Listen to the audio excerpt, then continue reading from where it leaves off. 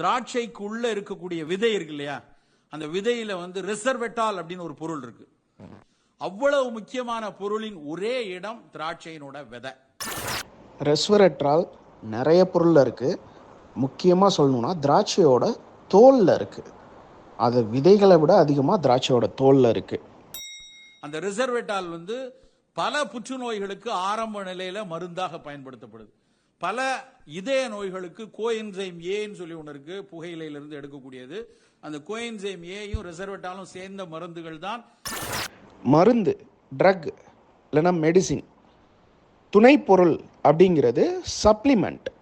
மருந்துக்கும் சப்ளிமெண்ட்ஸுக்கும் நிறைய வித்தியாசம் இருக்குது. ஜிம்மில் விற்கிறது, யோகா டீச்சர் விற்கிறது, ஆம்வேல விற்கிறது, இது எல்லாமே சப்ளிமெண்ட்ஸ், மருந்து இல்லை.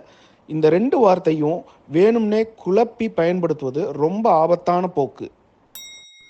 ஒரு கிலோ இன்றைய விலை $1600. அமேசானில் அரை கிலோ திராட்சை விதை $400 எல்லாம் கிடைக்குது. மூலிகை சந்தையில இன்னைக்கும் அது ஒரு தலையாய பொருள்.